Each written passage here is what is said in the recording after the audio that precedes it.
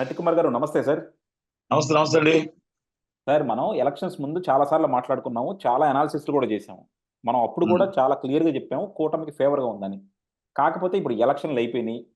అంతా హ్మ్. కూడా మనం 2, 3 రోజుల నుంచి కూడా చూస్తున్నాం. ఒక్కొక్కళ్ళు ఒక్కో రకమైన అనాలిసిస్ చేస్తున్నారు. ప్రొఫెసర్ అవును. నాగ ప్రొఫెసర్ నాగేశ్వరరావు లాంటోళ్ళు ఏంటంటే ఇద్దరు చాలా టఫ్‌గా ఉంది. ఎటైనా స్వింగ్ అవ్వచ్చని చెప్తా ఉన్నారు. సో జగన్మోహన్ రెడ్డి గారు మనం అది చూసి అటు ఇటుగా మాట్లాడుతుంటారు. జగన్మోహన్ రెడ్డి గారిని చూసాము.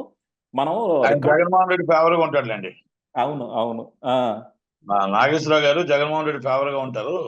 హ్మ్. ప్రొఫెసర్ నాగేశ్వరరావు గారు ఈ మధ్య కాలంలో ఆయన కమ్యూనిస్ట్ మానేశాడు. కమ్యూనిస్ట్ భావాలు పోయాయి ఆయనకి. ఆ! అది.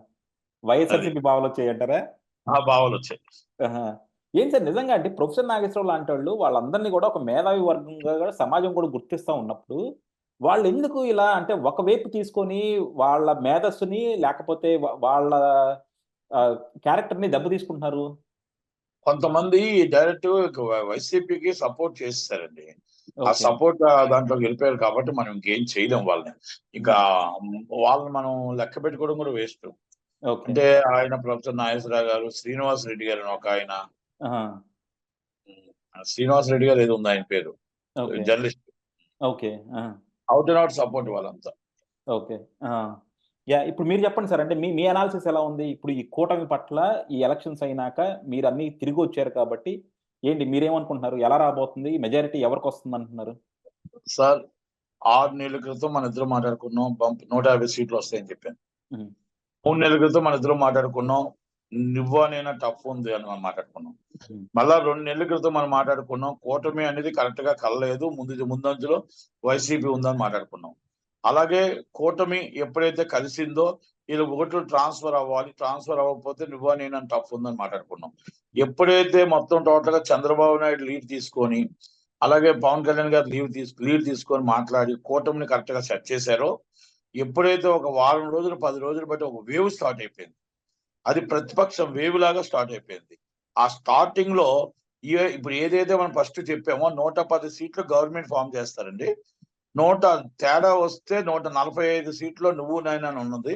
155 సీట్లు గెలిసినా కూడా ఆశ్చర్యపోయే విషయం లేదు. 155, 165 వచ్చినా కూడా ఆశ్చర్యపోయే విషయం లేదు. అంటే ఎందుకు ఆ మాట చెప్తున్నానంటే జనాల్లో దగ్గరికి వెళ్లి చూసొచ్చామండి. జనాలు ప్రతి ఒక్కరు కూడా 3,43,00,000 ఓట్లు పోలైతే దాంట్లో మొత్తం టోటల్‌గా ఈయన ఏదైతే పథకాలు ఇచ్చారో, ఆ పథకాలు ఏసినోళ్ళు గూడా ఒకటే అడుగుతున్నారు. మా భర్తకు మందు అలవాటు ఉంది. మద్యపాన నిషేధం చేస్తాను చేయలేదు. ఓకే. మా భర్తకు మందు అలవాటు ఉంది.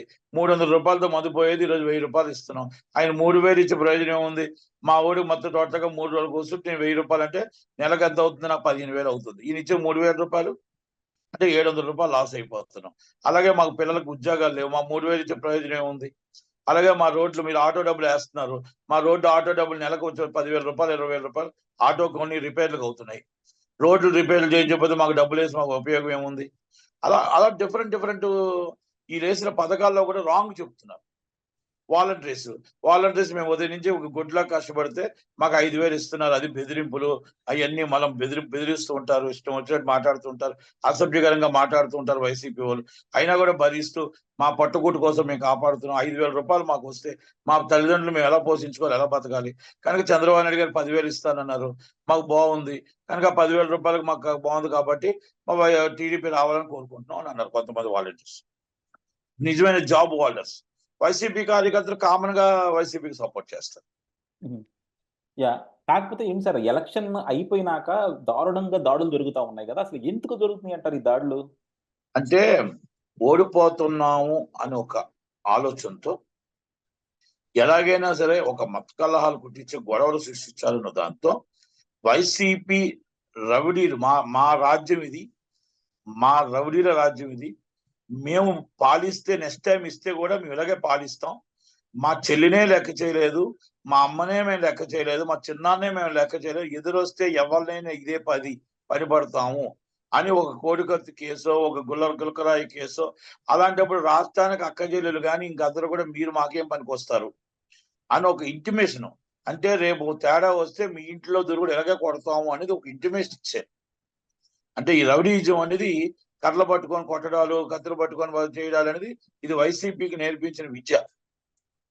దానికి బాస్ జగన్మోహన్ రెడ్డి గారు. దానికి కర్తాకయ్య విజయసాయి రెడ్డి గారు, మరి అలాగే సజ్జల రామకృష్ణారెడ్డి గారు, బొత్స సత్యనారాయణ గారు, Yeah.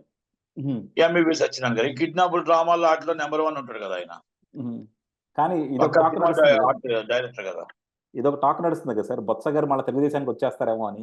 అంటే మళ్ళా తెలుగుదేశం తప్పకుండా రావడం కాదు, వస్తాడు బొత్స ఆయన. గారు తెలుగుదేశానికి ఆయనకి వస్తారని. ఆయనకి అది కాదు, గెలుపు ఎక్కడ ఉందో అక్కడే ఉంటాడు. నీడ లేనిదే ఆయన బతకలేడు. నీడ కావాల్సిందే, ఆ, నీడ ఎందుకంటే కావాల్సిందే. బొత్స గారు కరుడుగట్టిన తెలుగుదేశం వ్యతిరేకి, అంటే చంద్రబాబు వ్యతిరేకత అని చెప్పొచ్చు. ఎప్పుడు రాజశేఖర రెడ్డి గారి ఒక స్ట్రాంగ్ కోటరీలో ఆయన ఉన్నారు. సో అలాంటి ఆయన తెలుగుదేశంలోకి వస్తారంటే అసలు నిజంగా నమ్మబుద్ధి అవుతుందా సార్? నేను రాలేదా సార్? ఆ, అలాగే ఉంటుంది అంటే ఆ, ఇంకా సార్. నేను ఆ, రాలేదా? అదే అందరం కట్టిన టీడీపీ వ్యతిరేకులు. ఎందుకంటే ఉమ్, కాంగ్రెస్ లో ఉన్నారు అందరూ అంతే. అదే కాకపోతే ఏంటంటే పాలన బేస్ చేసుకుంటే ఎవరి పాలన బాగుంది అంటే ఉమ్, బెస్ట్ పాలన చంద్రబాబు నాయుడు గారి బాగుంది. ఓకే ఆయన మనస్సాక్షి కూడా తెలుసు అది. ఉమ్, అది ఆల్రెడీ ఖర్చు పేసి ఉంటాడు ఆల్రెడీ. ఓకే ఓకే యా అదే ప్రశాంత్ కిషోర్ కూడా చెప్పారు కదా మొన్న ఆయన రా- ఆ, ఓకే యా. సో డెఫినెట్ గా మీ అంచనాల ప్రకారం ఎందుకు వేస్తారంటే ఒక వయసు వాళ్ళ నాన్నగారితో ఒక మంచి పోర్ట్ఫోలియో చేసిన వ్యక్తి, ఒక పిసిసి అధ్యక్షుడు చేసిన వ్యక్తి, ఒక వీటిలో ఒక చిన్న దాంట్లో సీఎం మిస్ అయిపోయిన వ్యక్తి. యాక్చువల్గా ఆయన సీఎం క్యాండిడేట్. ఓకే అలాంటి వ్యక్తికి విలువ ఇవ్వకుండా, వయసుకు మర్యాద ఇవ్వకుండా, పోర్ట్ఫోలియో ఆయన చేతిలో ఉండి కూడా ఏమీ సంబంధం లేకుండా ఉంటే ఏం చేస్తా చెప్పండి. ఇలా నేను ఒకటే చెప్తున్నాను అందరికీ కూడా, ఇక్కడ ఉన్న వాళ్ళందరూ కూడా ఎవరికి విలువలు లేవు. భారతీ గారు స్టీరింగ్, డ్రైవింగ్ ఈయన, మొత్తం ఇద్దరే, వీళ్ళిద్దరే నడుపుతున్నారు. అదే ఎవరున్నారు చెప్పండి? ఏది చెయ్యాలన్నా వాళ్ళిద్దరు తప్ప ఇంకొకరు ఎవరైనా డెసిషన్ తీసుకోవడం ఉందా? మీరు లేదు కదా. లేనప్పుడు ఎలా ఉంటుంది చెప్పండి? ఎందుకు ఉంటారు? ఎందుకు ఉండాలి?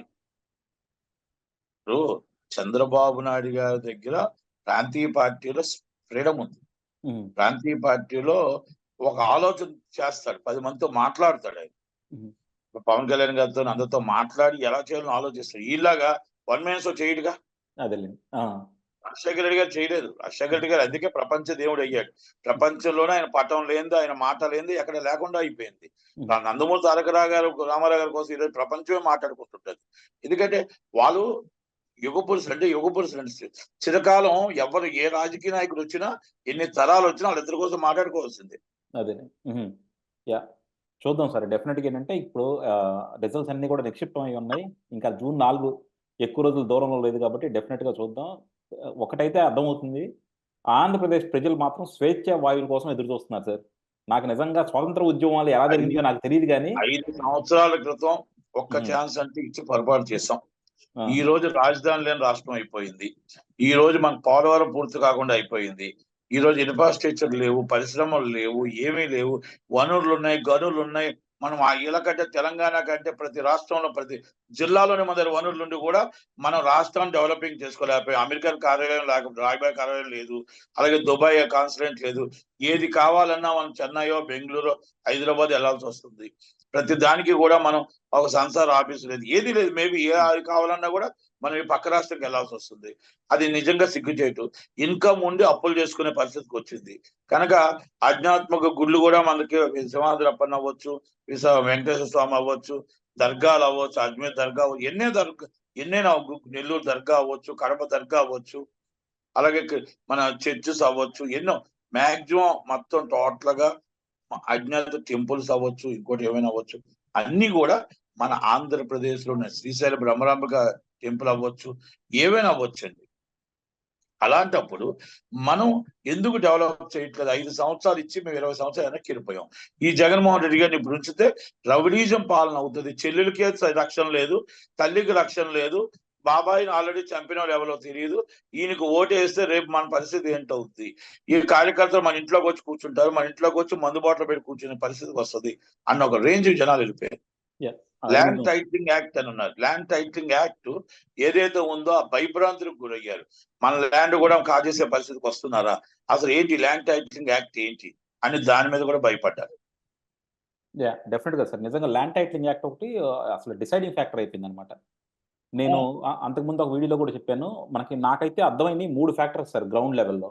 ల్యాండ్ టైటిలింగ్ యాక్ట్ ఒకటి, ఇంకోటి మందు ఈ మందు రేట్లు పెంచటమును, మందు రేట్లు పెంచడం రెండు. కలుషిత మందు ఇవ్వటము. ఇంకోటి ఇసుకను ఆపేసేసి కంప్లీట్‌గా లేబర్ ఫీల్డ్ సెక్టర్‌ని మొత్తం దెబ్బేసారనమాట. సో, ఎస్ ఎస్ అది 3 కూడా బాగా పనిచేసింది సార్. జగన్మోహన్ రెడ్డి గారికి వ్యతిరేకంగా. Correct correct yeah! కరెక్ట్ అండి. Yeah! Thank you sir. Thank you very much అండి.